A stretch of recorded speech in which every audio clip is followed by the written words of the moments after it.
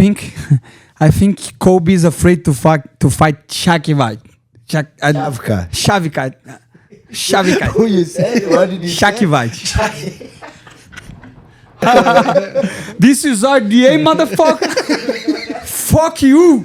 To remember, I have to remember myself back in the day, right? Yeah. Remember. And I truly tell you, back in the day, I didn't care about money. When I started, What changed?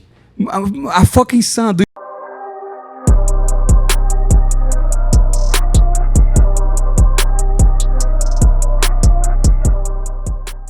Welcome back to the Show Me the Money podcast. I'm here with Gilbert Burns once again, but our I won't even say guest, our new podcast host, Renato Money Moicano. Welcome to the team, brother.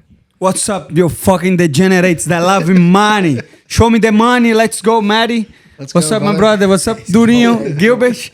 And we are here to talk about MMA and betting. What is better than MMA and betting? Look at that. Today I got here and they show me the money. Not real money, but we're going to try to find out the real money, right? That's your signing bonus right there, bro. Signing bonus? Oh my God, man, I'm fucked. This is the signing bonus? We got so much to cover today. I'm so excited to get this podcast off the ground. First thing I got to ask you guys right off the bat, have you seen the Roadhouse movie, the new Conor McGregor? You watch it? I did. I watched it. What'd you think? It was fun, but that guy's crazy. Bro. First, you saw the first team. If you didn't watch it, my bad. But that guy was naked with the butt naked on the beginning. It was fun, to be honest. It was very fun. The way he parked the car, I was laughing so hard. The guy was driving crazy with the car. Instead of parking the car and walk out, he ran to a tree, poof. And then he stepped out the way he walks, like it was funny. I like the movie. You see to it be yet? honest. No, not yet.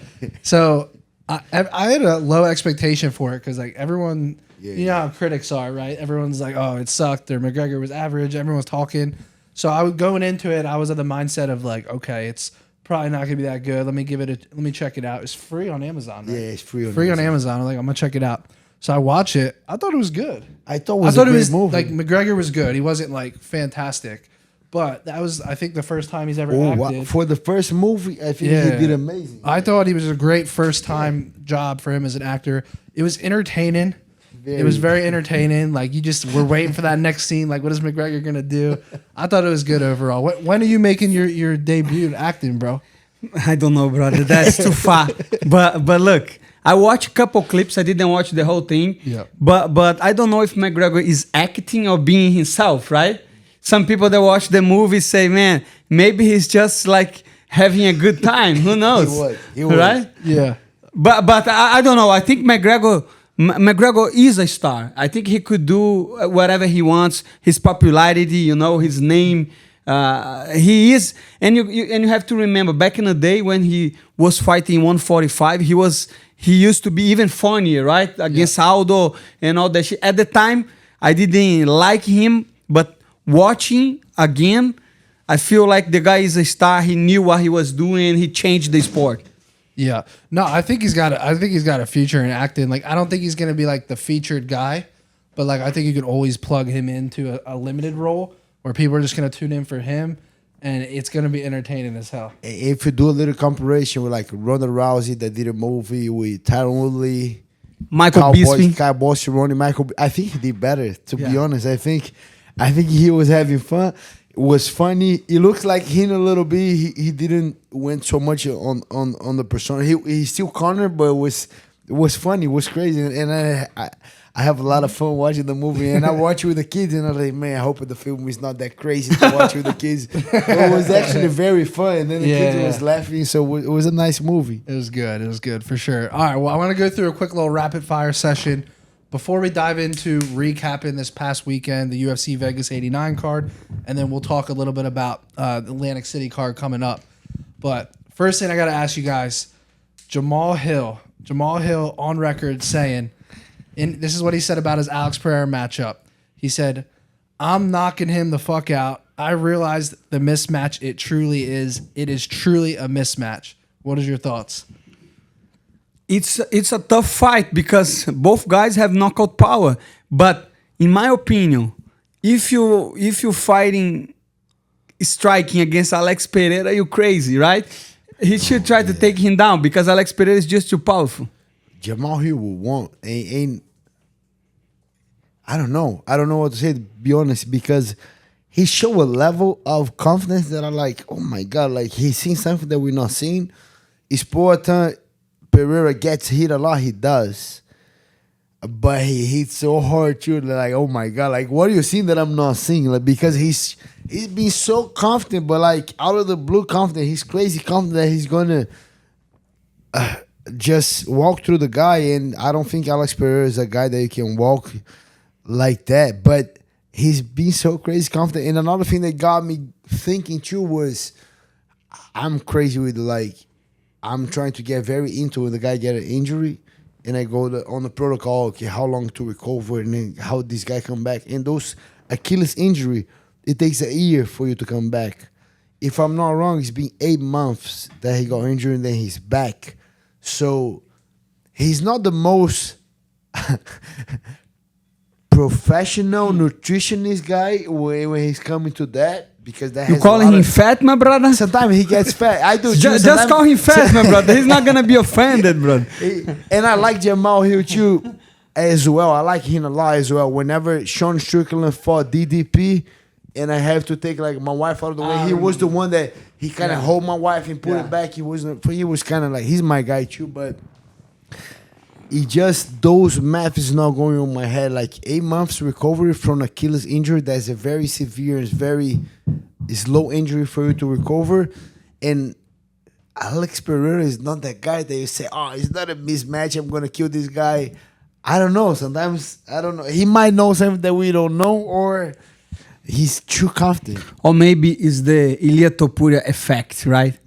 The Instagram, the whole thing, everybody, included me, was saying Topuria is getting crazy, too confident, and then he go over there and knock the fuck out Volkanovski. I was surprised with the... That was just like Conor too in the first fight, yes, right? Yes. Conor, like 15 Topuria. Years apart, right? But maybe it's the Ilia Topuria effect. What do you think, Matt? I think Topuria was super confident, but a part of me thinks like Jamal Hill is like overcompensating, like trying to sell himself on he's knocking this guy out because... Like Gilbert said, coming back from the injury, Pereira's been on an absolute tear.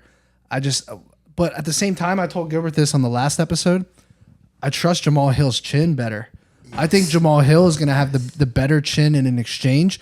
I actually think this is the one fight Pereira can't get into a big exchange. Like I think he needs to be like the kickboxer with the movement and maybe even win a decision or take him into some deeper rounds and get a finish. But I think if this is like a brawl in the first round, I think Jamal Hill's chin's going to hold up faster than his. I don't think it's going to be a brawl, but people kind of forgetting that Alex Pereira is a monster and he's not killing himself and make the weight. So I think his chin's going to be so much better too. I kind of with you with the chin. I think Jamal Hill might have a better chin than Pereira. Bro, that left hook, bro, I think he's no chin that can survive that. He just the calf kick. Yeah, the calf kick on the Achilles. The Achilles. I think the calf kick's the one thing that'll slow Jamal Hill down. I think if he gets that calf kick going, I think that's his.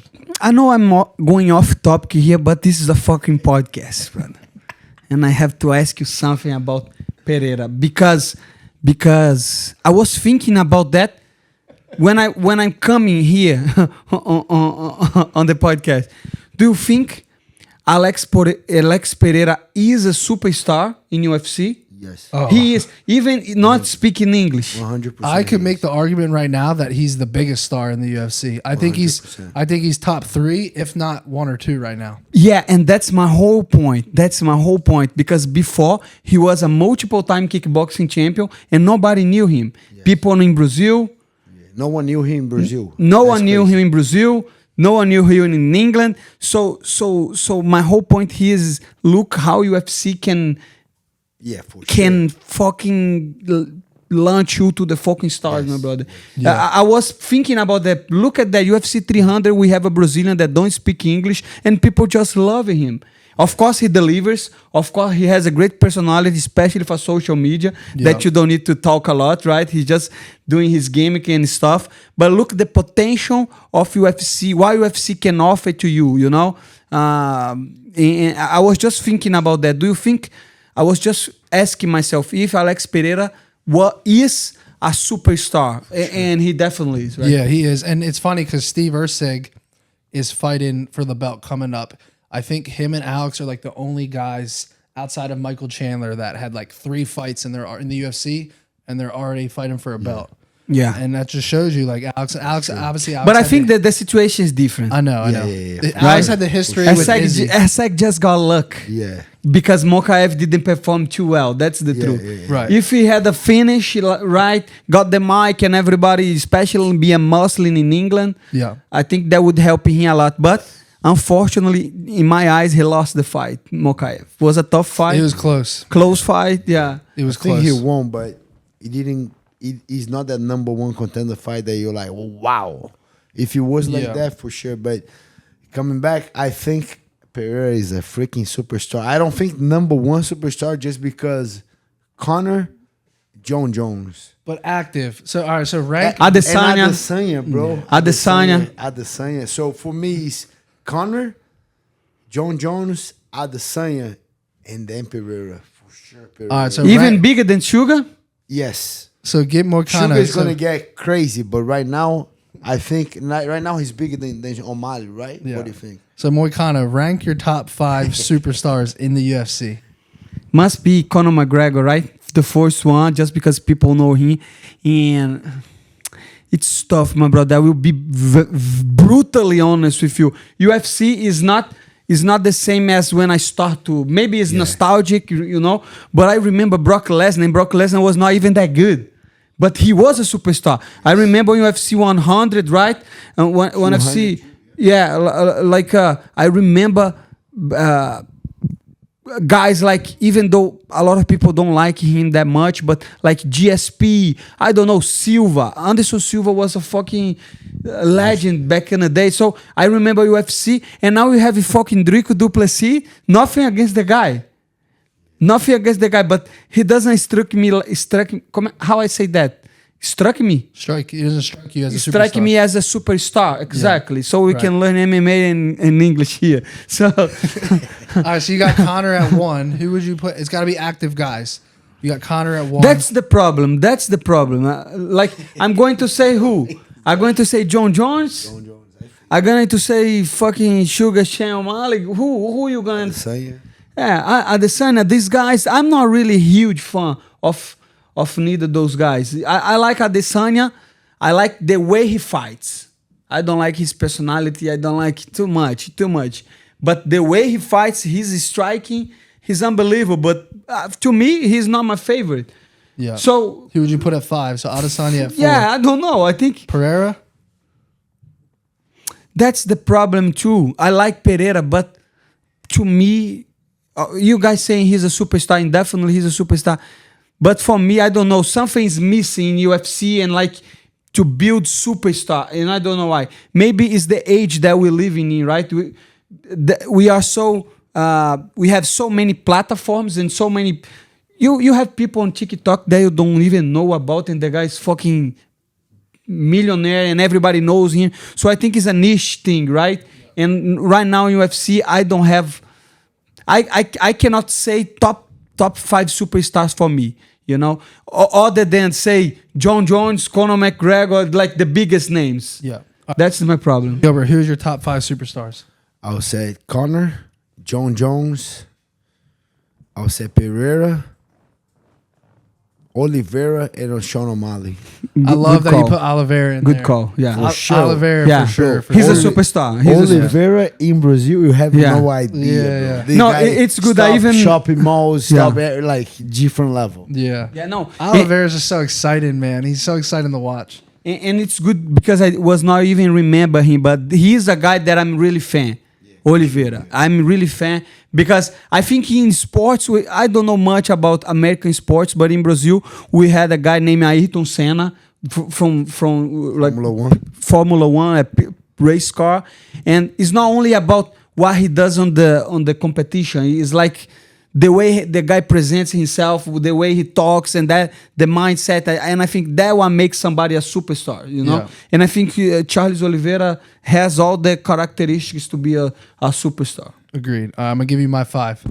I'm going Conor McGregor at 1, Charles Oliveira 2, Alex Pereira 3, Israel Adesanya 4, and John Jones at 5. Dustin's gonna be top 7 for me. Dustin's gonna be Dustin's up there up there too. Yeah. For sure. But that's I don't know if that's and good. Justin, to be honest, they up there. But I don't know if that's good to UFC. Yeah. Right? Look at the 5 superstars. 2 of them don't even speak in English. Yeah, no, agree. Right? Well, all right, so let me ask you guys this then. What makes a superstar? What makes a UFC fighter a superstar? Because it's more than just how they fight. I agree with what he said about Oliveira, about when the guy came, because we do have an MMA word, right? Where we see all the medias right there, like MMA junk, MMA the homo fight, and the homo fight, and then when we see all those medias, right? ESPN and this and that. But when the guy break out of that bubble, when he's out of the MMA bubble, and he's that big, and he fights in Canada, everybody watch, everybody go crazy. He fights in Brazil, everybody goes crazy. He fights in it doesn't matter when the guy fights, he sells out and people go crazy. I think that's starting becoming a superstar, and the guy gets out of the MMA bubble. And I think Oliveira does that. I think Poatan does that. I think Sean O'Malley does that. John Jones for sure. McGregor don't even need to talk about it. What about Sean Strickland? What do you guys think about Sean Strickland? No, I don't think he's a superstar. I think he can become, especially if he come back and gets the belt again. And I like the guy, to be honest, and I like that he's transparency, that he's honest about it. He's a little bit crazy, but he's honest. At least I like that he's being who he's. I have that problems. I don't like this. I like that politics. I like it that he's honest about it. I kind of respect the guy.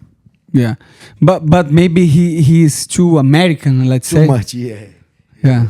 But I like it. The guy at least. Yeah, I like him too. Whatever is on his mind, he says it. He don't care. He go crazy with Ian, with his wife. He go crazy with all the fighters too. He go crazy with DDP. He went. I was there in Australia when he fought Adesanya, and the whole crowd loves him. Then I'm like, oh my god, I thought it was gonna be like, I thought he's not gonna be changed there with the public because Adesanya was right there. New Zealand super close to Australia. But bro, he got there and he took over the crowd, and I'm like, oh my god! And then he show up too. So I don't think he's a superstar, but I think if the UFC wants, he can become. I like it. All right, well, let's move on here.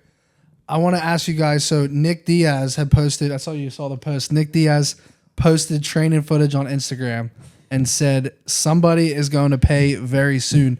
Who would you like to see him fight? Or who do you think he should fight? I want to see this guy back, but I got to go back to that because remember before his last fight with Robbie, bro, we saw a picture of him. He was shredded.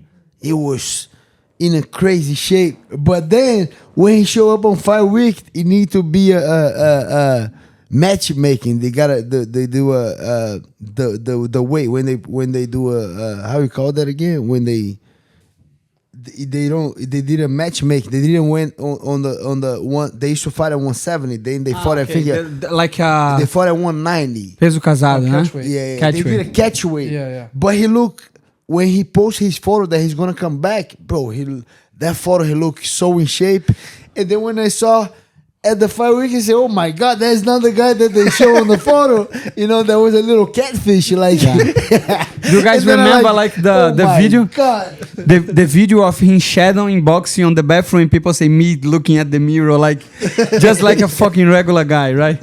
So who do you think he should fight though? I hope that video is accurate. It's a current video, and he's looking like that. Yeah. And who I think? Oh, he posted about Kevin Holland. If he fights at 170, I would like 2 guys. I'm kind of one. I'm a little biased to say, but he should fight a striker. And Right. my number one pick will be Vicente Luque, just because he's my guy. And I think he's not going to take him down. It's going to be a crazy stand-up fight. Yeah. Or Kevin Holland. That would be my two picks. You want an right easy there. fight for Vicente Luque? No, I just want a guy that I know is not going to take him down. Yeah. And Vicente is that guy, and Kevin Holland is that guy too. Right. What do you think about maybe Matt Brown? Maybe Matt Brown. I like that fight too. Matt If Brown? he's a striker. Matt Yeah, Brown I like is still fighting? yeah. I don't think so. I think he said it was supposed to. Just waiting to. I know he yeah, likes have like opponent. Matt Brown, Yeah. the old guy. Yeah. Yeah. Yeah. No, he's not fighting anymore.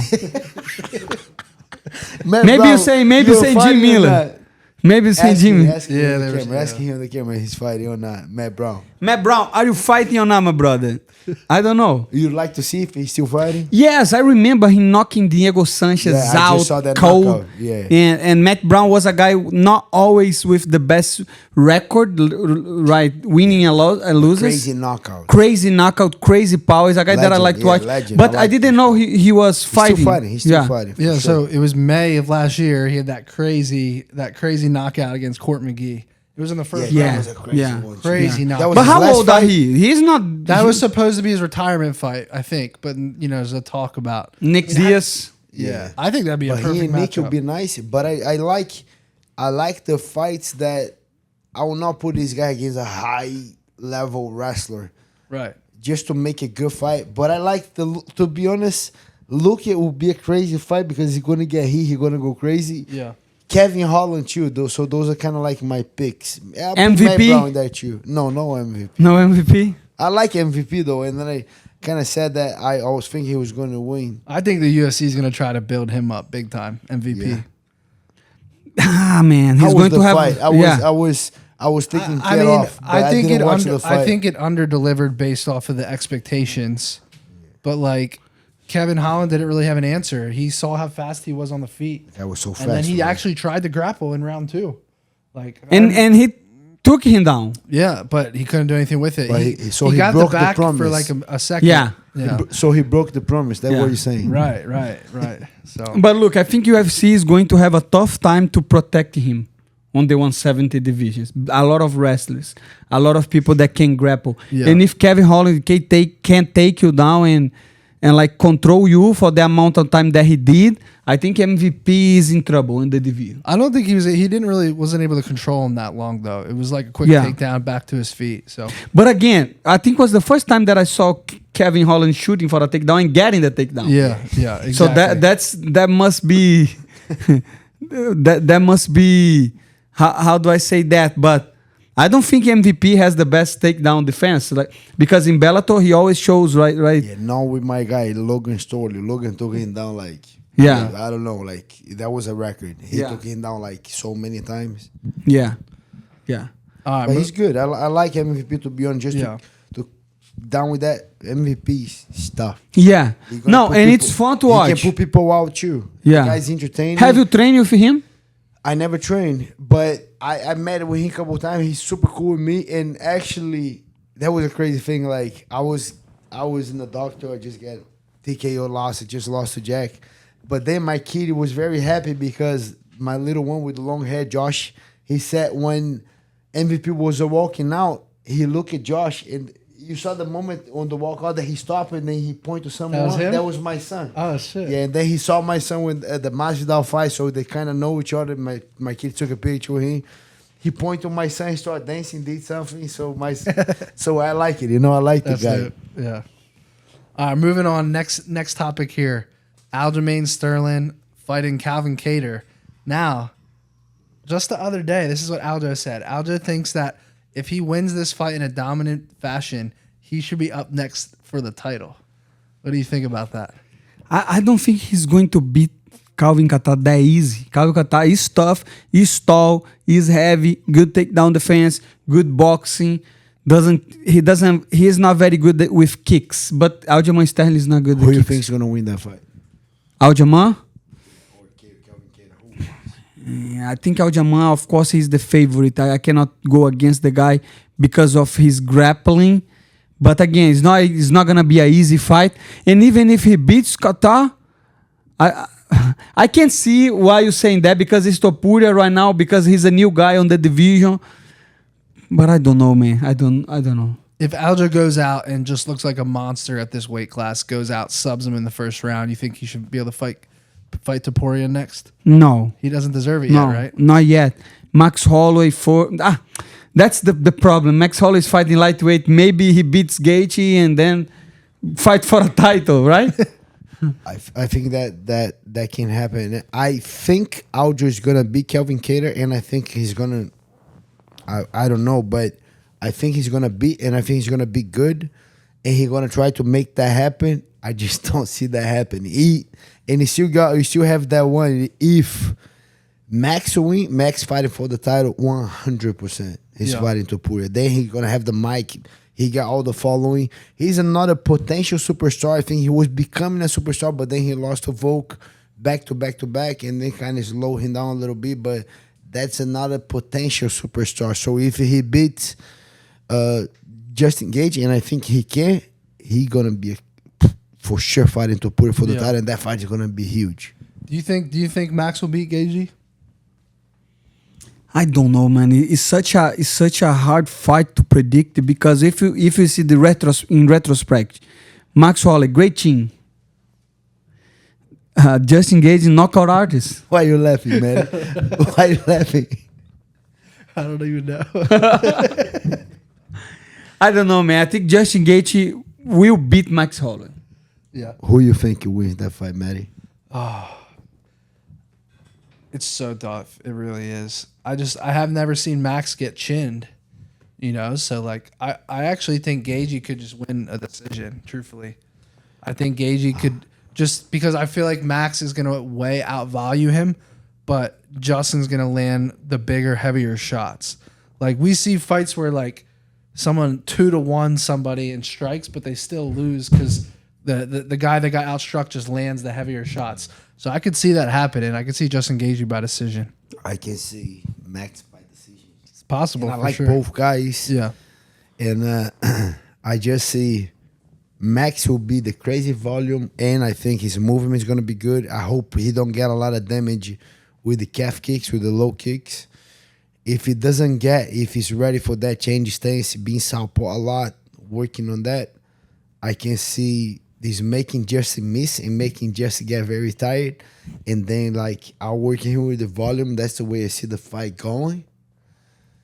But anything can happen on that fight. Those guys are crazy. And I think that can happen, too, that Justin start landing the power freaking shots and then making, I don't think Justin going to see, but making Max a little bit more wobbly and like thinking about it and getting the decision too. So I think can go these two ways. But I'm telling you, if Max win, it's gonna be an amazing fight, big fight. Topuria against Max Holloway, and the winner or Charles Oliveira and Tasarukian is gonna fight for the title next against these. Yeah. Who do you think win, Max or Topuria? That's a good fight. Topuria. That's a good fight because Max is hard to take him down. Topuria has a good wrestling that people don't see, but so do Max on the defense. Yeah. Max had good get-ups. I think it's going to be a little bit even on the wrestling, on the grappling. On the striking, that's the thing. Max can take. That's the thing. And had crazy volume. So that's it. I don't know. I gotta watch a couple of fights to make that prediction, but that is a crazy fight. Yeah. Next up, Colby Covington versus Ian Gary. All this talk on social media back and forth. My question is, do you guys think Colby is just talking and being Colby? Does he actually want to fight this guy? Because it's, he's fighting down the rankings essentially. So a part of me he would be fighting down the rankings here. A part of me feels like he's just doing this for social media. Or do you think he actually wants that fight? I think Colby is afraid to fight Shavkat. Shavkat. Who you said? What did you say? Shavkat. Rakhmonov. Is Rakhmonov? Shavkat, yeah. Shavkat Rakhmonov. Shavkat. Fuck this guy. The guy that like the guy like horses, right? Kazakhstan. The Kazakhstan guy, yeah. I think this guy is tough, 170. I think Gilbert trains with him, knows his potential. And I think Colby is fucking afraid. So he's trying to get a fight like as soon as possible. And he sees Hungary. And I think he sees a way of avoiding Shavkat Rakhmonov. Huh? And see a guy that is not a grappler, not a wrestler. Exactly. And in last fight, Hungary, I didn't like that much against Jeff New. I thought he lost, honestly. I think he won. I think he lost. I think it was very boring fight, you know, and not easy fight to judge. So I think Colby Covington wants to escape of the Kazakhstan guy. What do you think, Matty? And he found a way. And he found a way because he said, I'm going to talk shit about his wife and the things that Colby usually does. Yeah. And I think people actually can tune in to watch the fight. Yeah. I think, it's so tough with Colby, bro. I think part of me thinks Colby's just... You see this guy at the casino sometimes? I've seen Colby at Hard Rock once. I was with my buddy Pat Downey, PD3. This was like 2 years ago.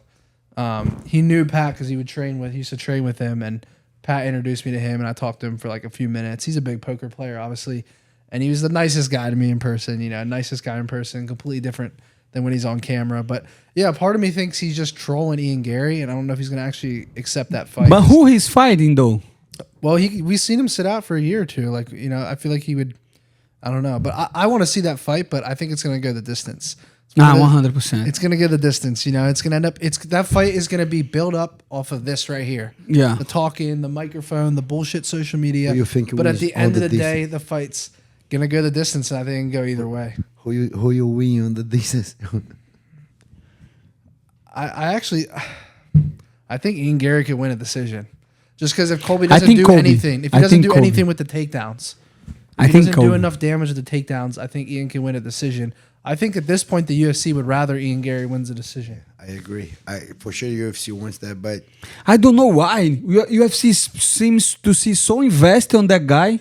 Yeah. Ian Gary. Yeah, he has a potential. He has a star potential that we were talking about. Because he's Irish. That too. Why? But people tune in when the guy makes a big story drama show. People tune in. People want to see. Yeah, yeah. 100%. I don't know. I see a lot of hate. But people like to hate him. People have a lot of hate on McGregor too. People has a lot of hate on Floyd Mayweather too. People have a lot of hate on this guy. They want to watch to see you lose, but they still paying to watch. Yeah, that makes sense. Would you? Colby too, right? People watch to see Colby losing. Yeah. Would you ever want to fight Colby? For sure. Why not call him out? Not the right timing. Politics. Yeah, and I kind of like for sure ask for this fight when I'm ready to fight. That's one of the fights that I'm gonna ask for it. But I'm kind of like I'm not in position to call no one out right now. No 2 losses. So sometimes I gotta. Sometimes it's time to put the head down with like who you want me to fight, and for sure see if it makes sense. But yeah, I'm gonna ask for a fight. He's gonna be one of the guys that I'm gonna ask for sure. Yeah, no, I respect that. Yeah, because there's some guys I think about like how that work. You can ask for a fight. For sure, you can ask. Yeah. How is that you work? Ask? You don't ask. Don't fucking ask, my brother. You never ask. No. Moicano just asked for money. You just call the guys out on social media. Yeah. No, but when I want to get a fight, like last time I got the shoulder injury, I was coming back and then I lost, so I was, I'll be ready to come back on March. And I asked who you guys think because I want Colby. They say, Colby's not fighting. I asked already for that fight. And then they said, we got Jack Della. That's a fight that we want you to make. You want to make that fight? I said, let's do it, But so you were asking for a date, not an opponent. I said the date. Yeah. I said the date. And they, okay, let's, who you think? And they said, Colby. Said, no, out of the picture. He's not fighting right now. We got this guy. I could have said no and we go through another guy, but I said yes right away. Yeah. I got it's not like that with you? No. How you do? To me, they call me, hey, Moicano, you fight Johnny Tan in UFC 300. They'll say, okay, let's fucking go. Last time when they did it with Drew Dober, how was that? No, it was the same thing. I was trying to make a joke, but didn't work. What was the joke you were trying? No, the joke was like exactly what you thought that was real. Like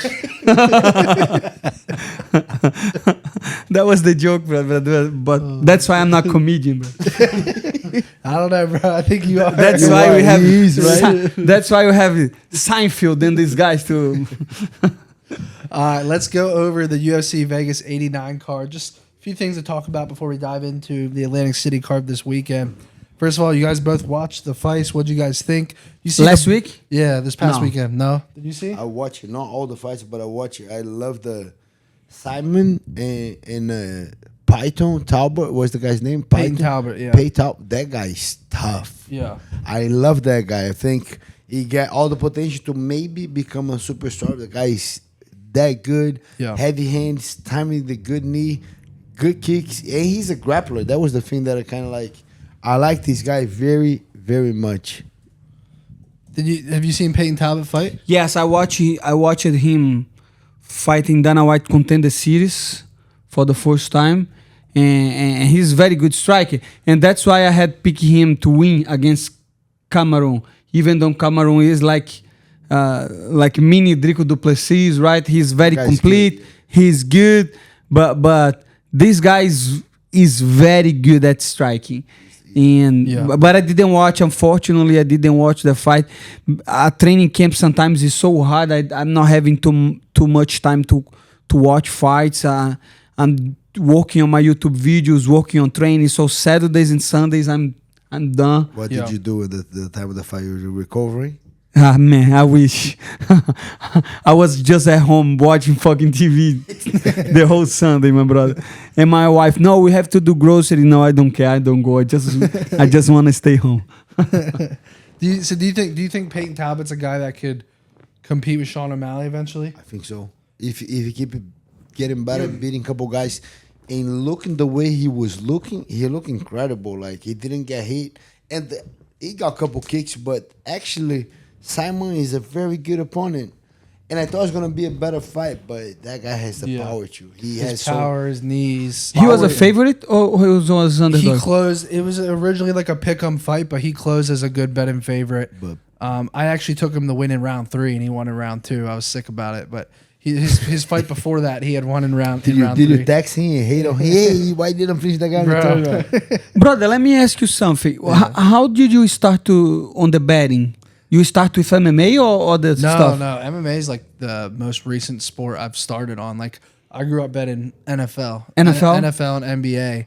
I didn't start betting UFC till like 5-6 years ago. Okay. Yeah, okay. but it's the best. It's the most fun thing to bet on by far. Because like NFL, it's like there's so many variables. Like the center could snap the ball over someone's head. You know, a punter messes up. Like fighting, it's like one guy versus another guy, and it's like, I'm betting on this guy. Yeah. And obviously shit happens in fighting too, but, I can't tell you, like, I bet the Chris Weidman versus Uriah Hall fight. Weidman snaps his leg in half. Yeah. Like, shit happens in anything you bet on that goes wrong that you just can't predict, so that's anything. So I know it wasn't me that messed your parlay this weekend. The question is, who messed up your parlay this weekend? God. That's so a good question. I had a 2-leg parlay. Wasn't me. It would have paid $29,000 if I won it. 9,000? 29. Wasn't me. The first leg of the parlay was Julian Erosa by submission. That was 5.5 to 1. For you, Erosa. That was 5.5 to 1 odds, so great odds, right? Yeah. The second leg was Yusuf by KO over Billy Q. And he choked him out, bro. I was sick to my stomach, bro. The worst beats I had a month ago. Last leg of my parlay was Jillian Robertson by submission over Polyana Viana. She TKOs her. It's like every time the last leg of the parlay, the opposite happens. Like submission guy wins by KO. KO person wins by submission. I mean, Yusuf had like 6 submissions, so I should have saw it coming. But I don't know much about betting, right? Yeah. But to me, make no sense in betting other than money line.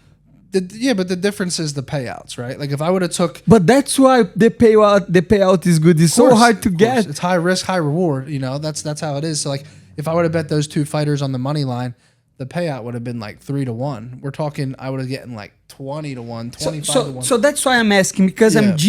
I'm genuinely Genuinely. curious on that, my brother. Genuinely. Genuinely, my There you brother. go. Hey, every time correct me, please. I got you. I'm trying to get better at Yeah, no, English. you did it. Today I went to Ariel Hawani show and my English is fucking terrible, my brother. And nobody helped me. So I'm asking because look at that. The way that I see things to bet is if you have a huge favorite, not huge, but a guy that let's say this Talbot guy, how much he was paying? He was like minus 140. Minus 140. Yeah. So to me, if I could bet, I would get a guy like that and put like 10,000 because at least you get how much you're gonna get from You that. get like 7 back. So that's free money to me, right? It feels that way until something happens. But you have to understand, Yeah. Cameron Simon was good. Like, not everyone knew Talbot was going to starch the dude, you know? Like, I thought. I didn't know Go he to my won. YouTube video and watch the prediction, my brother. I really thought. I think that this guy, if I had money, I would put 10,000 on that guy. I got a question right now. How much you lost on that parlay? like a couple thousand. How are you, like 3 maybe? 2 or 3, yeah. And how much you would make it I back? would have won 28,000. So who was that was fault? First fault? Yusuf or Billy Q, depending on who you want to blame. Okay, so I needed Yusuf to he get won. I needed to give the knockout, which he looked really good on the feet. So you He lost was a couple piecing him grand. up. How much you could make? 28,000. 28. How much you lost on my parlay? Damn, I forget now. You put a couple grands? Oh no, I bet $5,000 on your parlay, but the payout was 20. I think it was 20, or no, it was 32. It was 5,000 to win 32,000. It was Gilbert money line, Poirier money line. So you lost more money last week on me. Okay, my bad. I thought you were It's yourself. all good, bro. Okay, my Trust bad. me, it won't be the last parlay I lose in my life. People are killing me. Yeah. Hey, no, bro, that's So I get it. like I got it. But- I'm not kidding. Over 800 messages. I believe. YouTube, Twitter, and Instagram. I don't even look at Facebook, but people are killing me. Nobody does, my brother. People were killing me. Hey, you messed up my parlay. Hey, you did this and that. Why you didn't hold the guy the last minute and a half? Hey, yeah. Bro, but they were killing me. They were not. Couple guys were fun about it, bro. I'm a huge favorite, bro. You messed up my parlay, but you still my guy. A couple guys were nice about it, but couple guys, my guy. Yeah. You know what's funny is They you were guys killing deal with that off a loss. I deal with that all the time. I get gamblers all the time DM me, bro, you sold me on this parlay, bro. This was a stupid bet. Because I have thousands of They people. can sue you on that? No. No. Sell. Like, they're just bitching. They can't sue me. Okay. If I was like, hey, this is a risk-free investment, you physically can't lose. Okay, yeah. Put your life savings on this, then maybe they Put could. your house, yeah. Yeah, but I don't obviously act that way. But yeah, I mean, people DM me all the time. They're pissed, and the reality is people bet more than they should be, and when they lose it, now they're pissed, right? So that's what happens. But another topic on the fights. This is a huge trending topic right now. Did you hear about the guy that bit? Yes. He bit Igor Severino bit Andre Lima. Dana White ended up giving Andre Lima a $50,000 bonus for getting bit because he tattooed it on himself. You see that? See that, man. I think it's a bad look, my brother. Yeah. Why you would tattoo that shit, my brother? For 50, Moicano not tattooed. I for would not that for $50,000? $50,000. How much for you to The same tattoo? No. No, how much? How much? How much money would it take for? No, you to depends tattoo? on the tattoo. But depends on the fucking tattoo. Kind of that way. Kind of Bro, that you're way. tatted up, bro. What's the difference? The difference is that's not a cool tattoo, my brother. That's a fucking bonus All right, beat tattoo. so let me ask you a question then. If the opponent you fought bit you, how much would it take for Dana White to pay you to tattoo it on yourself? That's a good question, my brother. And I don't know. Maybe 500,000, but not 50,000. Not 50,000, my brother. You do a tattoo because No, but that guy's the first fight on the UFC. Yeah, back I know. in I time, will- your yeah. debut on Of the course. UFC. Yeah, you of do course. it, right? You Yeah. do it, right? Now Now you have a no, lot of no, money. no. Now you have a lot of money. Yeah, but now you have your money. debut. Now I have fucking Your money. debut. Go back to your debut. Yeah, couple I years understand. back. And You I was make that tattoo or no? And I was thinking, man, I don't know. I think you I would have don't done it know. on your How much debut, was bro. your first contract? 10 plus 10 or 8 plus 8? 8 plus Mine 8. too. 8 plus 8. Mine. 8 so plus 8 8. plus 8. You already won the fight. you know you're not gonna get a bonus. Yeah. You make a tattoo to make But let me tell you 50,000 something. or no. You have to remember. I have to remember myself back in the day, right? Yeah, And I truly tell you, back in the day, I didn't care about money. When I started, What changed? a fucking son. Do you know how much it cost? You know how That's much. what changed. I got you, bro. No. Man, changed my whole life, my brother. Yeah. The sun changed my whole life. Not only because of the money, but I don't know. It's family. For sure. You know, I 100%. want because nowadays in this economy, it's almost impossible for the small guy, for the regular citizen, have a house and to have his fucking wife taking care of the house. This is impossible. Yeah. I see a lot of people like both parents have to, and that's why the fucking world is going crazy.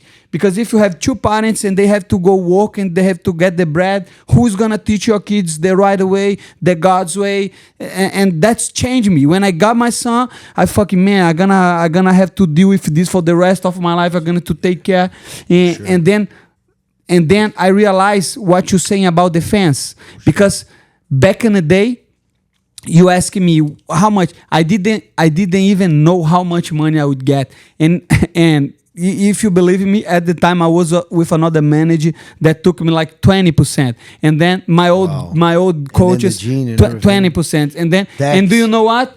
When the fucking manager called me and say, "Hey, I fight for free in UFC because I had a dream to be loved by the people," you know, that's what I wanted at the time. I want to be famous. I want to be people say, "Hey, this guy is worth it," you know, he's a fighter. But nowadays I couldn't care less about that. Okay, now that you have that mentality. Yeah, back in the day. Coming back to your debut, how much you make that tattoo for?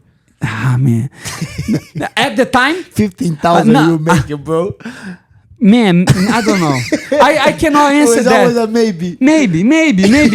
We never know. Like we getting a stuff that is happening now. We put in the past is very hard to. But nowadays maybe 500,000, my brother, because I could invest and then I could fucking, and you have to think about that. You could erase the tattoo, right? Sure, for sure. You can erase the tattoo. So maybe 50,000. After all of that. After all of this, the guy just contradicting himself. No, but I'm being completely honest with you. Put that on that side. You put that on the guy. Okay, now I make the fucking tattoo. Okay. I'll tell you one thing: if the cash is sitting right in front of you, it's always gonna sway your opinion. Sure. Yeah. For If it sure. lands in Yeah, front that's of someone's true. face, That's you true. never know what they'll do. That's true. You cannot. You have to count that. It's like Conor McGregor said in the movies. Like I always like my money in a briefcase. Sure. You gotta- 100%. But you know, I think is my problem with that, because the guy was so happy that he won the fight by disqualification. I didn't watch the fight, but people saying, like, I read some stuff and people say that he was losing. The guy was winning. The guy was winning. The fight was very tough. And then he's like Hey. all happy with his fucking new tattoo. I think he kind of won the first round, and the guy was kind of winning the second round. But both guys are very good, and He was on his back foot the whole fight. There was an argument that he didn't win a single round. Like the first round he might have lost. I think it was halfway through the second round. I was in the car on my iPad going to my brother's birthday dinner. I didn't even have volume on. I was like, "What the hell just happened?" Like he started pointing to his arm, and then the ref stopped the fight, and then he raised his hand, and I had Lima's money line in a parlay, so I was happy, but I was like, "Damn, what the hell just happened?" But there was definitely an argument he was losing that fight. It was close though. But what do you think about the guy that beat the other guy? Do you think it was fair to get kicked? What do you think? Kick the UFC. the guy Oh that- yeah, They and kick that's a him good out. question is because the kid is 20 years old And he's he made good, a right? mistake. He's Very good. He good. looked really Very good. good. He makes a mistake. I guess you can call it a mistake by biting someone, and then Yeah, the that's UFC crazy, instantly right? release him. Do you think he should have got a second chance? I hope he has a second chance. I just think for sure it's a little mental thing, because when you freaked out, something happened. Sometimes I'm angry to kind of freaking want to hurt the guy. Maybe I never tried about biting the guy, but I was with Pantoja yesterday. He said, "Yes, I felt." I was so angry. I want to bite the guy. My guy Pantoja said that, and I said, "Did you beat the guy?" He said, "No." I said, "That's the thing. Like sometimes I want to freaking elbow the guy on the face on the training, but I don't do it, you know. So I think that's the self-control that people need to have. But this kid is 20 years old, and I think, bro, I didn't see, but I heard he shut down his comments because people were killing him on social media. Yeah. And that's the only thing that I hate about it, because the guy lost his job. It's going to be so embarrassing to get back to his gym, to get back to his family, to get back to where he's come from. And people don't care. People just hate on the guy, talking crap. I don't know. The guy, I hope he doesn't do nothing bad, because that can cause depression. The guy can freaking go crazy and kill himself. The guy was able, don't deal with depression, kind of beat you in the fight. That guy he might be out of the place. So I hope UFC gives the guy a second chance. And I hope if you're going over there on his page and talking crap, just think about it. The guy might be so embarrassing already. The guy is not dealing good with the pressure. So stop hating on the guy, you know? Yeah. Just in general, man, people just on social media they just so miserable. Miserable trolls, bro. It's just, I deal with it all the time. I know a lot of people that have followings deal with it. Those guys, even though I lost, I fought a very tough dude, and I respect the dude even 100%. more. And I'm kind of like, to be honest, for sure, I want to win. I was mad that I lost. But not mad about the guy. And I respect the guy even more because he put me out like that. I like it, the guy. You know, I'm a fan, man. The guy freaking put me out. I was winning the fight, but people coming at me trying to go crazy on me. Hey, you lost. Hey, like I'm very happy with my life. I know I still got a lot more to conquer, a lot of more things to get going. I don't react on these guys, but I just look, man, that guy's me so. To lose, maybe, I know it's a small time, but to go out on his Instagram, looking at him and hate on him, what I'm doing in my life, you know, that's the way I see it. It's that thing, the don't get a critic from the guy that I construct, how you said that? Accomplish nothing. Right? Yeah, the guy that never don't get a how you say that? The don't get a constructive criticism from the guy that never construct anything. Like those guys are so miserable. They're like, why am I gonna even react? I don't even react to these guys. Yeah, 100%. Yeah. All right. Well, let's talk some UFC Atlantic City this weekend. Your brother's actually fighting on the card. Who he's fighting? Luque's fighting. My brother's fighting Julio Arce. Tough dude. Julio Arce went up to 155. He fought a couple guys at 55. Now he's coming back to 45. My brother's coming out of almost 2 years injury. It's a tough fight. Julio Arce is very tough. Julio Arce is like a 5-1 favorite. So your brother is sitting as a plus 350 underdog. He's actually the biggest betting dog of the card. What do you think, bro? Should I make some money here? For sure, you should put that money line. Submission? I think submission. Brother I'm telling you right now, I was the one that became a jiu-jitsu world champion in the family. I was 3 times, 1 time with the gi, 2 times with the no gi. I got a couple good credentials in the jiu-jitsu, but my brother actually has way better jiu-jitsu than I do. He was just not, how do I say that, fortunate or luckily to don't get my type of genetics, because I don't get hurt that easy. And my brother is a little bit more, he gets hurt easier, you know. He's kind of like he's dealing with the knee forever. But do you think it's genetics? Get more injuries. I do or think. Training? I do think because you have a different type of blood. My blood is good blood is type O, is O plus. He has A type of A, and he got so many injuries. Like from both of us. Is that a thing, brother? I didn't know this is a thing. Yeah, it is a thing. The blood from the blood. Yeah, they got a blood type for the guys that do more records. The guy that breaks the records, win the Olympics, more O plus. I didn't know about that. I neither. Type of A is different. So, but if we're going, me and my brother, just an example so you guys see, like, if we both got COVID, let's say, we got COVID on the same time, we live in the same house, doctor will come, they both bad. It's between 5 to 10 days to get better. I will every single time get better in 5 days, and my brother was taking 10 to 11 days to get better, like his whole life. So he wasn't lucky with the injuries, but finally that guy is healthy. Had a great training camp. He had amazing guys at the gym. He's looking good. I'm confident, and I think he's fighting. That is, he's not on the side. He's on the prelims. He's on. Okay. Julio Arce. I remember that guy. That guy's tough. He lost to the Brazilian guy too. Shimon. Yeah, Shimon Moraes. Yeah, Shimon Moraes beat him. Yeah. Watch that fight. Yeah. Oh, nice. That guy's tough. And this is gonna be a tough weekend for me. I'm going there on Wednesday, and I'm gonna corner my brother first, and then I'm corner Vicente Luque that is fighting Joaquin Buckley. So That's a good fight. I do think my brother and Luke is gonna win. I think I'm gonna have a freaking heart attack. I hope I'm blessed on that night because it's gonna be a tough night to warm up my brother, be on his corner, make sure I deal with the pressure and give the best advice for them. And be Vicente is fighting that week too? Yeah, Joaquin Buckley on that fight too. He's the co-main event. I like Luque in that fight, bro. Hey, me too. And but I just hope my heart can take it, and I can take the best advice to my guys. Help them with the weight cut, help them to warm up, and give the best advice because I'm telling you one thing. I love to fight, and like I said, I'll fight anyone for the best price, but I'll fight anyone. But remember your first fight in UFC, my brother? 8+8. Oh my God. 8+8. No more. But fight like me and Moicano, we can say we love to fight. I like to fight. It's not. I think I can make money in a different way, but I like to fight and I want to continue fighting. But do a corner for your brother. Yeah, it's got to be. He's a very tough one, especially Luke. That's a good friend of mine too. To be there on the corner, and remember when you're on the corner, I gotta be like a guy go pro, right? So I know his strategy, I know what he wants, I can't expect what his opponent wants, and I gotta look at the guy and I gotta look at my guy and gotta be, hey, he's gonna try that kick, watch out with that kick. Okay, do this, try to work on that.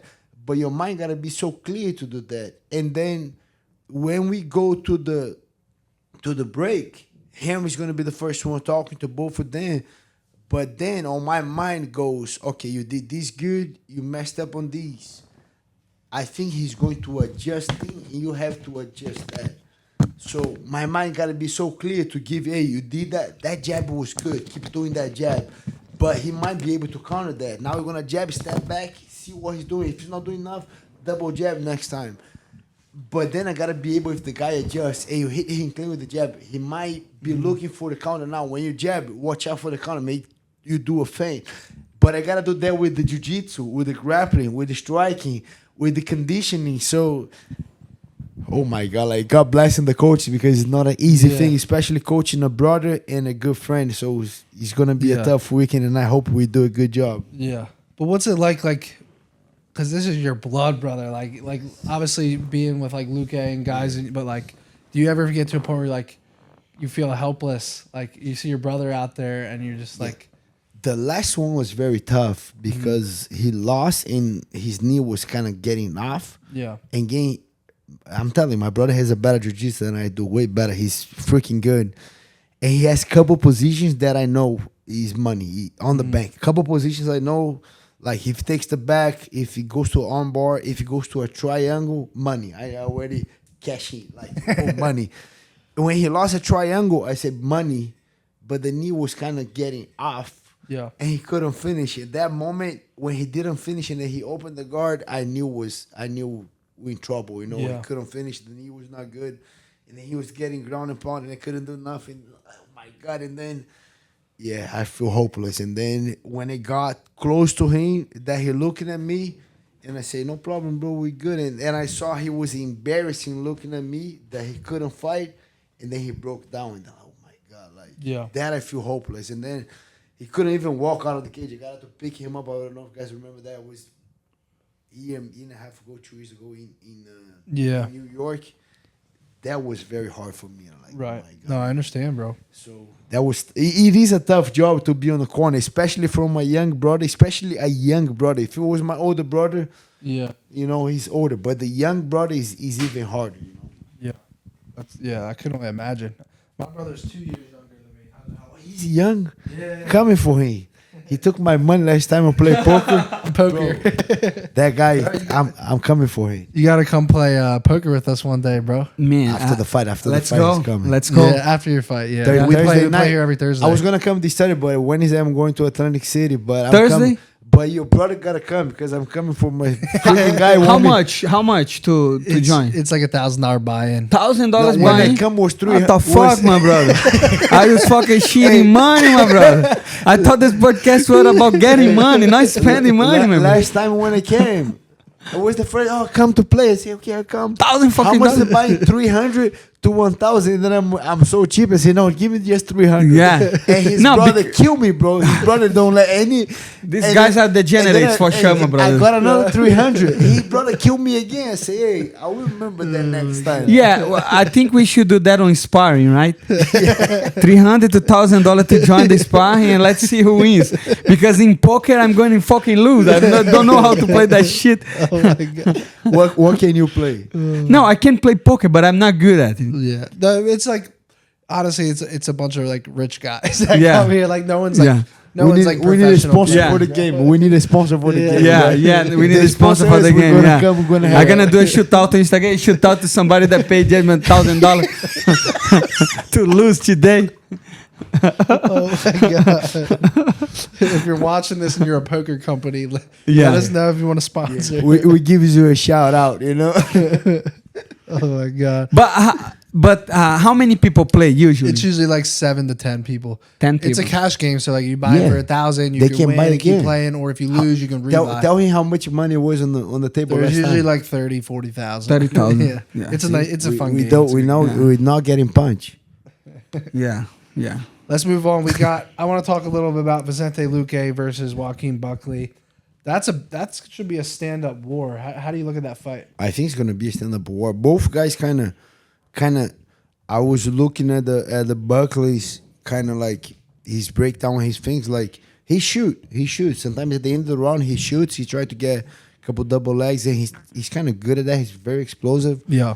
But I think it's gonna be a stand-up war. That's what I Are want. you sure? I think you're hiding something, my brother. Vicente on RDA fight show a top level ground game. He did. Very good. He did wrestle against RDA. But that was coming back from the loss a year. Yeah. I think he's gonna be a stand-up war. I think. Man, I think Vicente is so smart and so Yes. like he show a power of adaptation so good on that fight that I think he should wrestle.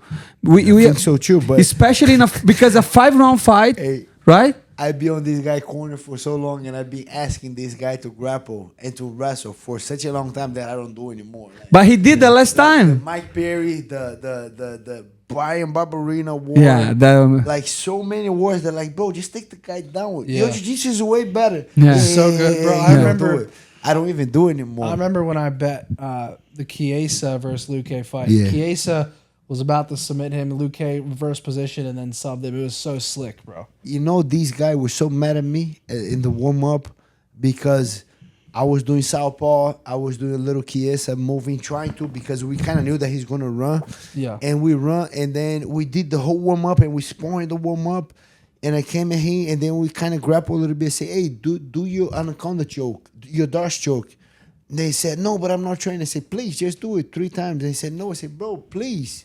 Just do 3 or 4 times. It's your thing. It's not a new thing. Yeah. Do your thing. And then he kind of said, hey, believe me, just do it. Just play. And then he timed a little bit. He did 4 or 5 times. But he didn't like it. He kept looking at me. I'm not going to do that, bro. But I said, whatever. And then when he got on the fight, he did. And then he was looking at me and said, it's not a new thing. It's your own thing. You just sharp a little bit. And then he said, okay, now I'm going to do it every time. But And he darced him the first round. I didn't ask him to do it. Just, okay, that's my thing. New thing, do it. It's your own thing. But he was mad because he just want to do a stand-up. And then he did. And then he was, after the fight, he was, oh, thank you.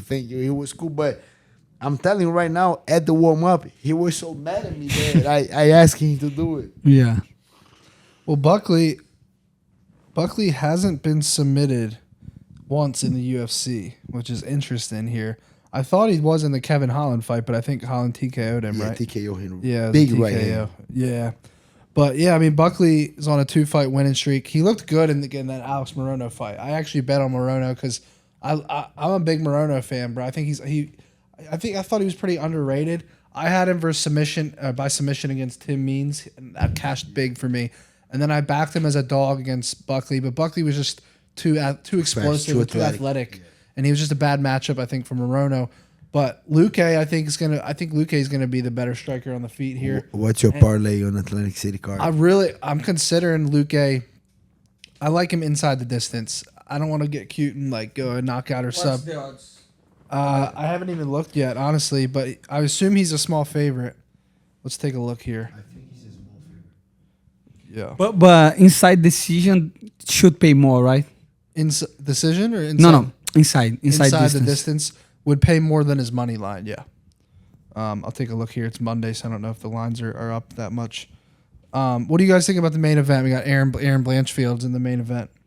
Aaron Blanchfield versus Fiorot. Fiorot. Yeah. I think that girl is tough. Monster, right? Yeah. So I think she's gonna be hard to take down. Yeah. But I think she's a Blanchfield. monster, bro. She's so freaking Which strong. one? Yeah. Fiorot. Yeah. Because Blanchfield, Yeah. she gets the takedowns, but she struggles to get them against girls that have good takedown defense. But she is commitment with keep trying, you know. She's relentless. And that's yeah. what she's good at. Yeah.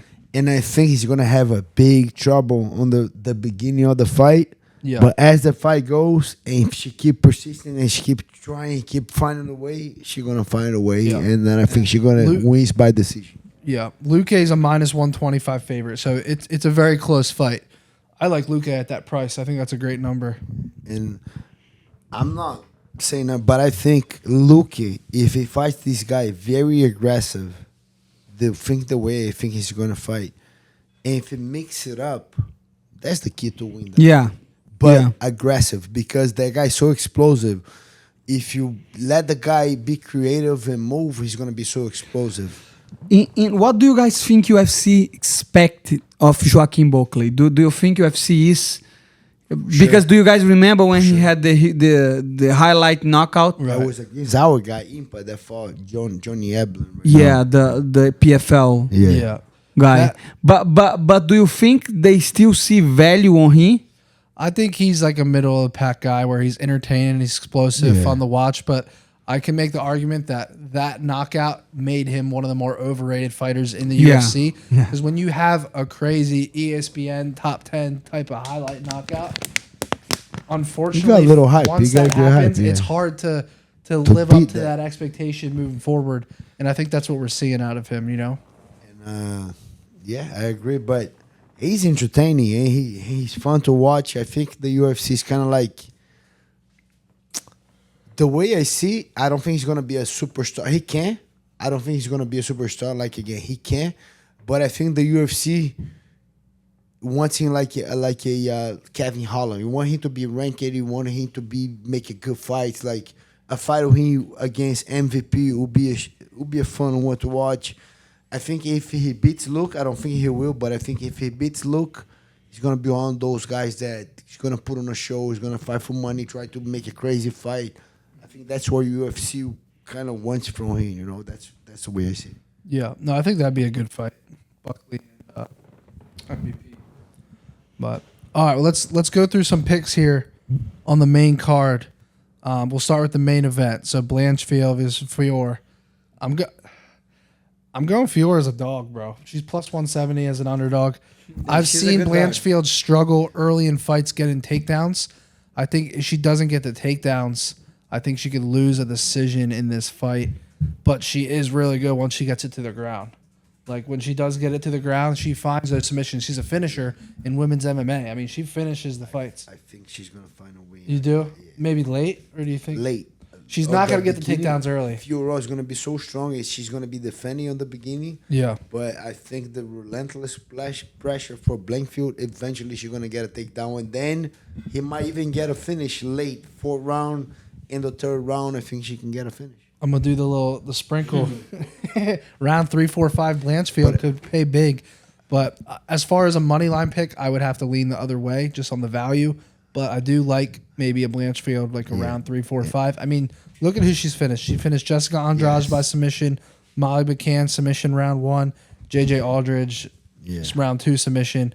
I mean, she's out of her 6 wins, half of them she's finished, so that's pretty good in women's MMA. Yeah, and I got a question for you. I gotta go back to the last weekend card. Yeah. Because I just remember a story from you.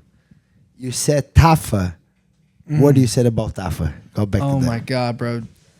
Tafa has the worst fight IQ in the UFC, bro. I was so mad the other night. So Why? He's the last leg of my parlay. What did he do your parlay? Against How Carl much? Williams, bro? When I tell you, this guy he's piecing him up on the feet.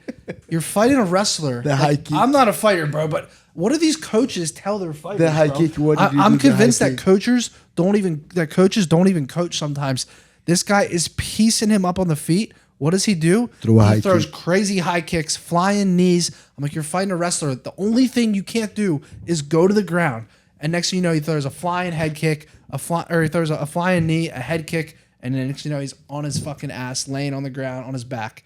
And I'm like, dude, he almost knocked him out in round 1. Then he almost knocked him out in round 3. If he wins either of those rounds by knockout, I win another 11, 12 grand, bro. I was so upset. Did you text him? Did you DM him? Bro, I was so upset because I just feel like who is his coach? I don't know. It's this guy. These guys from New Zealand. I just don't His get it, brother man. It's like sometimes on it's his the most corner. common sense to me and to like fans of the sport. But why? Like if you're fighting a guy that you know you don't want to get taken down by, and you're winning the striking exchanges, You wouldn't it make win, more you sense to win. keep separation and just be smart and strike? He throws these crazy flying knees and head kicks, and next thing you know, he's on the ground. I'm like, it's the only thing you can't do. Yeah. I was really frustrated, bro. I thought I got the How right much you side. lost? Couple thousand. Couple thousand. How much you could have won? How Couple much you thousand, could have couple won? thousand. 12,000, bro. You could have won with 12. Yeah, because I had Shabazi and money line in the parlay. Message for Tafa. Shabazian That's the won. only thing I won't do. I'll never message a fighter and be like, "Yo, you no. On the show, you got a message. Hey, stop throwing a high kick where you're winning the fight. Tafa, you're a beast, bro. But just be smart in there. I'm gonna still ride you by knockout in the next fight, as long as he's not fighting a really A high level grappler. wrestler." You don't throw high kicks, my guy. No, he was doing amazing. Bro, he was looks so good piecing on the the guy feet, up. man. The guy was wobbling He had bad. had If a he wobble. defending, throw a couple more hands, it might be it. But out of nowhere, And- he threw a high kick and he landed. The guy just kind of did this with the high Yeah. kick. The kick And he over, falls. let it go, Yeah. drop here, he dropped. And he was so tired. Yeah. He was just like, And- you saw that when he landed, he did it like. Done, bro. And the other thing is, he doesn't throw uppercuts. I'm like, this guy's gonna shoot a takedown on you, bro. Throw an uppercut, and he's like throwing straight shots, and the guy just shoots a takedown. I'm yelling at my iPad. I'm watching it at the Hard Rock. I'm yelling at the TV, like, bro. I know exactly what's about to happen, but why does his coach not tell him what to do? I was just blown away, bro. I'm convinced that there are a lot of poor coaches in the UFC, and I don't know that for sure. But I don't think it's not the coaches. If Gilbert was saying, he's asking Vicente to grapple It's more the fighter, for years, and then it's a tough situation. I remember when I started MMA, I used to watch like José Aldo, Anderson Silva, at the time Renan Barão, and all these guys. They were just They were good at the ground, but they were mostly strikers that can defend takedowns. Right. And I thought, okay, that's the way to go. You have to do like that. And then I got to the UFC doing that. I was not shooting for takedowns before until my coach say, "Hey, so why are you training so much grappling?" Because I was training grappling, but at the fights I was not shooting for takedowns. And then he say, "Why don't you just train striking instead of wasting your time doing something that you're not gonna do on the fight?" Right. And then I say, that's a good point. I have to start using because I was afraid to get tired. yeah, But once you have the training, and once you go to the cage and you do what you're training, you're not gonna get tired. You know. So I think it's the fighters, not the coaches. I gotta ask you. So for either of you, how scary is it in a fight when you're just gassed? Like That's terrible. what's that That's feeling terrible. like? That's Like the when you worst. know you have nothing in the tank and you're about to get finished. Like That happened with me. That happened with me one time that I was like, done. I got the short notice that was when I moved up to 170. And then I got a short notice call for 2 weeks notice. This Russian dude, 20, was when Luque fought Mike Perry in Uruguay. So I was there. And I got a fight, whatever, I make the weight, no problem. I was there in the fight. And I won the first round.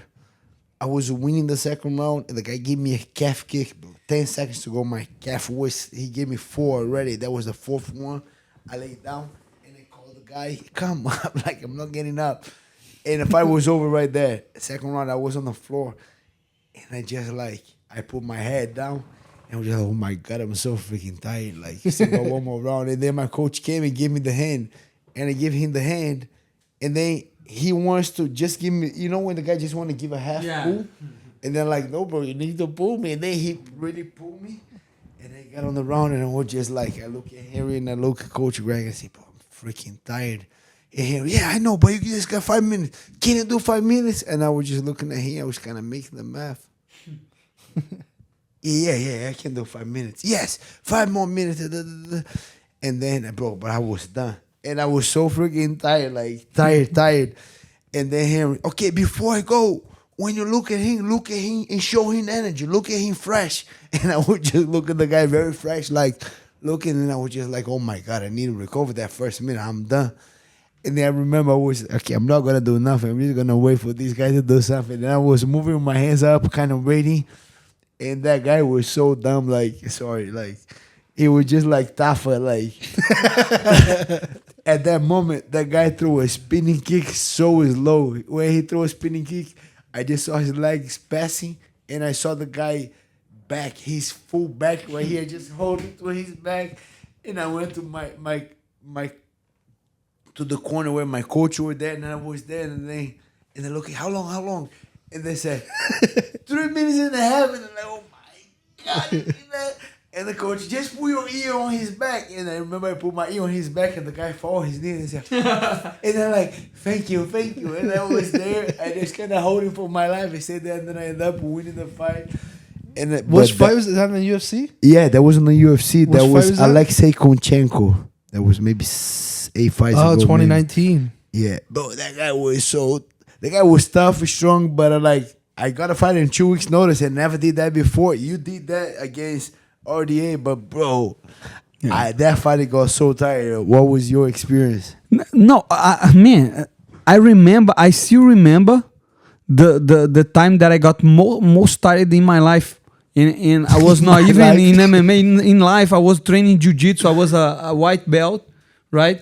And then all the guys from the gym got on the gym and say, hey, let's train. And say, okay. But there was no coach at the time. Like, there was just the students. And then, okay, first to tap, lose.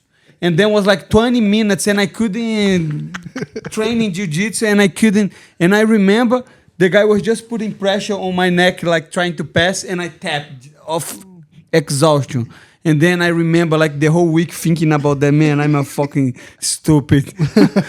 but now and then I feel that on the training, right? When I'm doing like some grappling sessions, like, and I spend my whole energy and I feel, man, if this happen in a fight, I'm going to be done. I'm going to be done. So that's why I was talking to somebody in the other day. I think it was Bochecha, and Bochecha was telling me that when he was on the top on jiu-jitsu, he used to train like that, like going like crazy, trying to finish, exploding. And then when you got to the fight, you train, you compete, right? You don't force yourself. But to get that kind of cardio and that kind of, especially in grappling, you have to train way harder than the fight itself. Otherwise, you're going to guess out. What MMA fight you got so freaking tired? That or the RDA? No, not RDA, because RDA I was tired, but at one point you start to tipo administrar, como é que eu sei I don't know. You administrate the fight. Yeah, administrate the fight, even the damage and stuff. But I remember one fight that I got really tired. It was against Jeremy Stephens. That was my third fight in the UFC. And at the time, I didn't shoot for takedown. So I had to spend like 15 minutes running of Stephens. He was trying to knock me out, and I was just moving and punching. And I remember on the second round, I was, man, that's going to be tough. 5 minutes to go. And fortunately, I won the fight, but I don't know. I think you learn how to yeah, for sure, control, right? To control, yeah, your cardio. And we are talking about Dustin Poirier. Maybe Dustin Poirier is the best on doing that because he keeps the energy on the beginning of the fight to throughout the fight. Freaking Kamaru does that good too. Kamaru, right? And he does that on the gym too. So I think it could be like you say, the blood. Maybe something is different. Maybe these guys they have more endurance and cardio.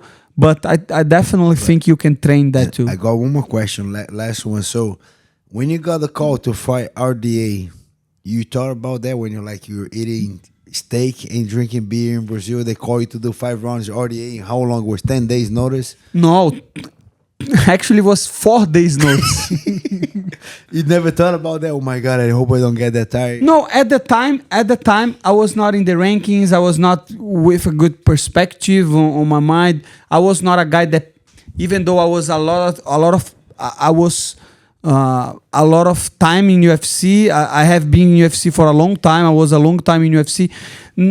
I think even though I fought guys like Jose Aldo, I was not a guy like the fans didn't know me as much, you know. So I thought, okay, if UFC gave me a good money, I will take the fight, because at the time my mentality was money. UFC called me, hey, you have the fight, 4-day notice. I say, okay, how much you guys going to pay? And we set up a They did better than the actual contract you had before? Yes, they did better. They give me some bonus, extra money. So to be completely honest with you, I was not. I knew it would be a tough fight, you know. But like I say, I always believe in myself. I went there trying to win the fight, but I knew that would be tough. 3-day notice against a former champion, it's insane. What were you eating when they call you? Were you eating? Man, I was fucking eating steaks, and the other day I had just landed in Brazil. Man, that story is crazy, because look at that. At the time, I had my son. He was like 2 or 1 year and a half, and I am fucking cheap, and I bought the worst flight tickets that you can imagine, just to save like $200. After that, I never do that anymore. So I stop on fucking Panama, you know, the flight, terrible fucking flight on a fucking Spirit, like a Spirit or something, you know. Airline, man, yeah. Terrible. It's like you flying in a fucking bus, brother. It's fucking terrible. And my son, like, was the first time on the plane, and he was crying the whole flight, the fucking whole flight. Even people on the side say, hey, making him stop. And man, I wish I could do that. And I swear to God, I didn't sleep 1 second in the 2 flights that I got. And I was just, please, God, make my son stop, please. Because I don't want to, I thought he would be like, how do you say that? But like, doente, sick. I thought my son would get sick. And then I got home and I say, okay. We got in Brazil like on a Sunday, 10 o'clock at night, and then without fucking sleeping. And then we got on the Dutch free, right? And I bought like 2 bottles of whiskey, because I say, okay, we're going to stay on a casa da minha cunhada. Como é que é? His sister-in-law, right? House. Yeah. And I said, I'm gonna give her a gift, and I bought her some whiskey. And then she, no, let's open up today, let's drink. I say, okay, let's fucking go. And I spent the whole night drinking, and then the other day we doing barbecue, and UFC called me. So I literally was not drinking beers, I was drinking whiskey. So you had the distance though. You went 5 rounds, right? Yeah. Because I'm dumb. I should not have done that. You asked for 3 rounds. Yeah, I asked for 3 rounds, and they say no. We have to do 5, and I say okay, let's do it. Was it the main event? It was a co-main event. Oh, they should have gave you 3 rounds. 100% they should have. But you know what? At the time, I was an opportunity, right? Was opportunity, and was a good money, and like I say, and that's when Moicano was born, because I was thinking. I like that. I was thinking, man, it's all about money. It's all about money. I don't care. You know, and that's the problem. And that's a problem in a sense, because we need fans. But at the same time, I don't give a fuck about what the fans say anymore, because I used to care too much. And then it's fucking money, my brother. It doesn't matter. Nobody gonna pay your fucking bills. Nobody gonna help you. And these people that message you saying, hey, you fuck up my parlay, will be the same people on your next fight. They're gonna say, hey brother, you're gonna be champion, and the same people. They are humans. We are humans. Humans are fucked. You know what happened to you in Miami? I was there and and I was there in Miami. I'm not saying that they are the problem. Humans are the problem. And I hear I saw the Adesanya said that one time, and I hear the same thing. I was there, and so Trump went in, and then I saw Jack about to come into the fight. Jack was there, and then was me, and then before Trump walking, and then he moved in the curtain, and I stayed behind the curtain to waiting, and then they saw his music. A little bit before his music, I heard one guy super loud, "Go Jack, kill him, Jack, kill him, Jack," and then I was thinking my things. I was thinking, but I hear that, and then he walk in, blah blah blah. Then I go to his place. I pass the curtain, and I was right there, and the same guy. Go there, kill him. Yeah, and like, man, look at these guys. Like, that's the same guy that like, hey, you messed up my parlay. Yeah, it's the same Somebody guy. had a bet for the fight not to go the distance, probably. Yeah, So, yeah, exactly. That's a good way to put. Yeah, That's what people bet. hey, kill themselves. Kill. It's called a violence bet. You don't give a shit who wins. Just don't hit the scorecards. You can bet that. Yeah, you can bet that. Yeah. So that was. I didn't get too much tired on the. Of course I got tired, but what was more like I was saying, I was planning to grappling against Rafael dos Anjos like on the first round, and on the beginning of the fight, I even shoot for a takedown, and I got his back on the cage on the first round, and then he like he escaped, and then I was tired on the first round. And I say, okay, that's going to be a tough night. I remember on the warm up, like hitting pads and getting tired, And I look to my coach and I say, hey, that's going to be a tough night. I knew that because to be able to grapple for 5 rounds or even 3 rounds, you have to put a camp. You have to put yourself in the positions that you're going to be on the fight. Yeah. There is no other way.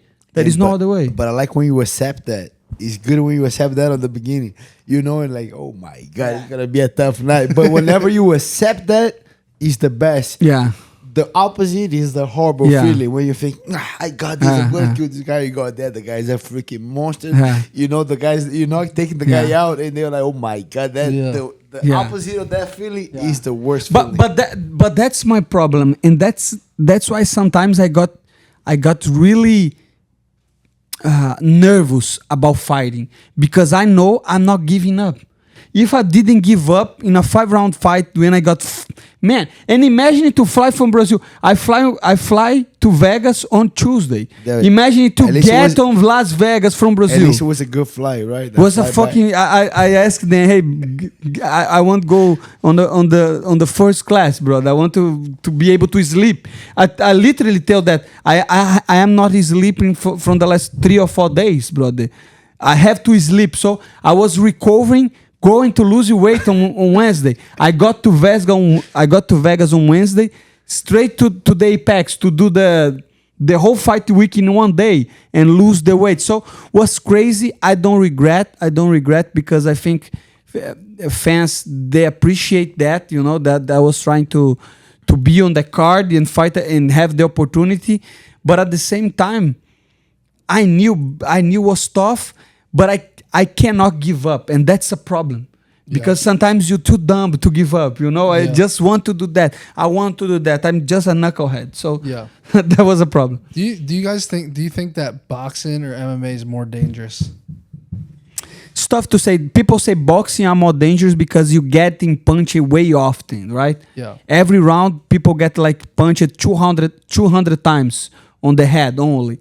In UFC, you have more injuries like knee, elbow, because you have kicks, but I don't think MMA is more dangerous. What the fuck is going on, my bro? What these motherfuckers are doing, my bro? They grappling right here. This is RDA, motherfucker. Fuck you. Yeah, to everyone listening, our studio above us. They trying to ruin our show, my brother. No, I'm just joking. It'll be Our that build guy's is head. under construction to everyone watching, so it'll be better next week. But If you have a construction business, sponsor us because this guy.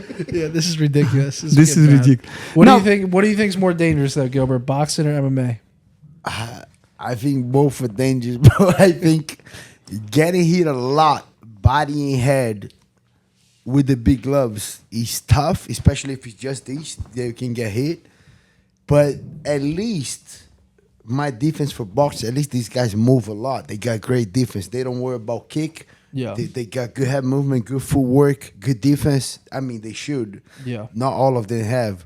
But MMA just crazy sometimes. And we have a lot of bad referees that those guys get punishment, like extra punishment. Which one?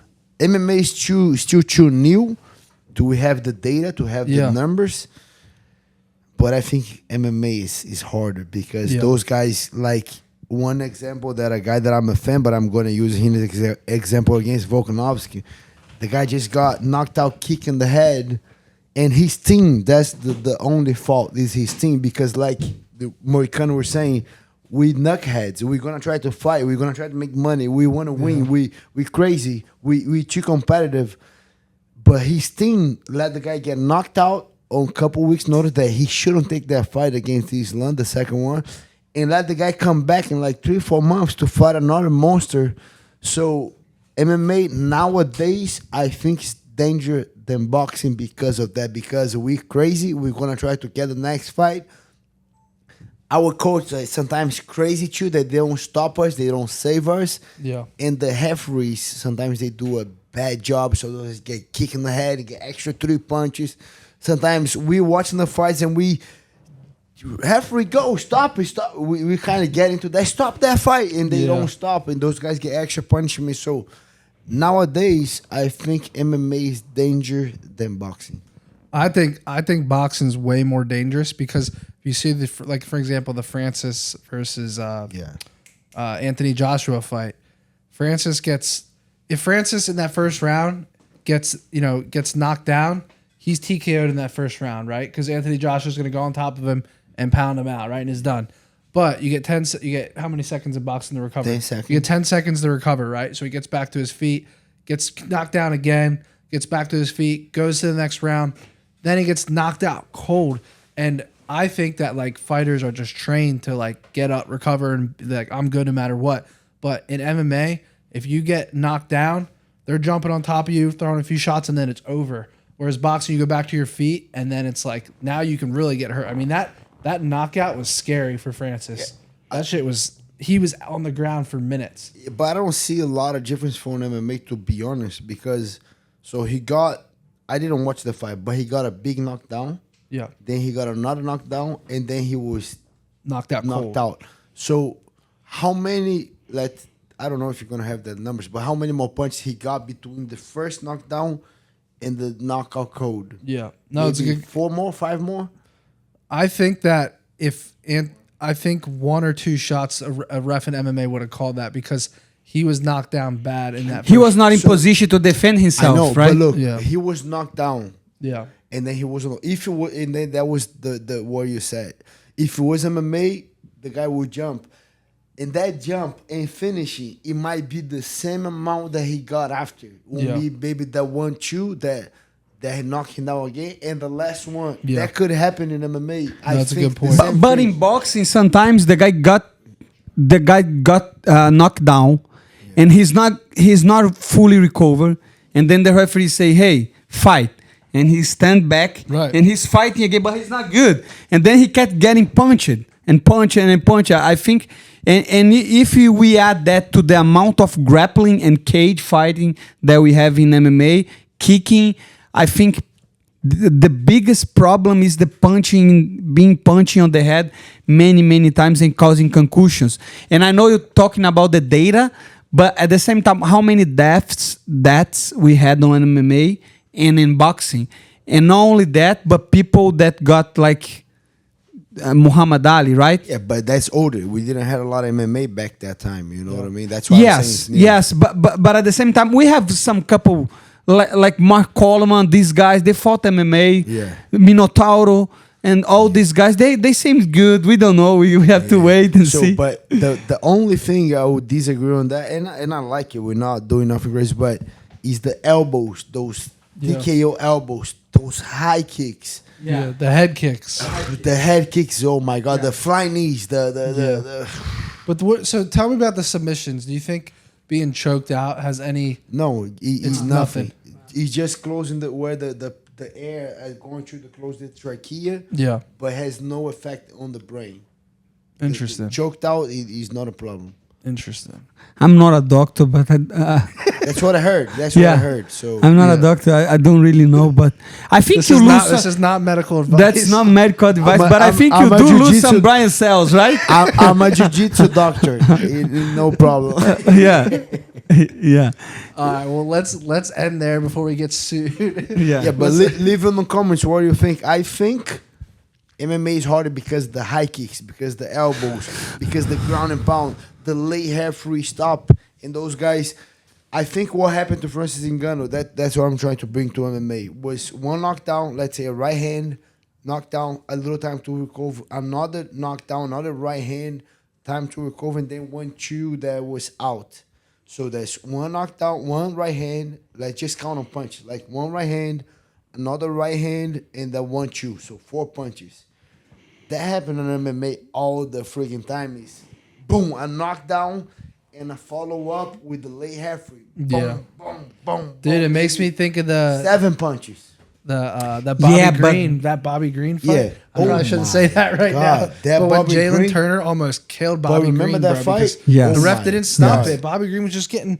He was Boom, out. a couple Yeah. times. That's And we- scary. And I respect the referee for that, my brother, to giving Bobby Green a chance to survive. My fight too. People were saying it was a late finish, but I love that Damir Gliotta, he was hoping for me, a jiu-jitsu guy having a recovery, and I like it. I don't care. Like, Yeah, but no, I no. respect the referee, but couple referees do a bad job on that. The guy is already out. He's no way back. Yeah, he's a and they tough. let the guy Yeah. keep going, Yeah. keep It's a going. tough. Like, It's oh my God. It's a tough Like, question. Even the Tony Ferguson fight, that fight with Justin Gage changed the guy's career. We Changed saw his the life, loss. It changed everything. Yeah.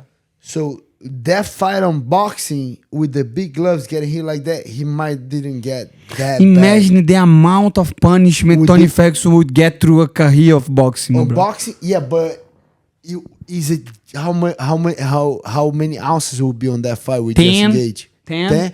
And the 4-ounce glove Eight, for Justin. 8, yeah. But, and then with the big gloves, even your defense with the big gloves is a little bit better defense. Yeah. Yeah.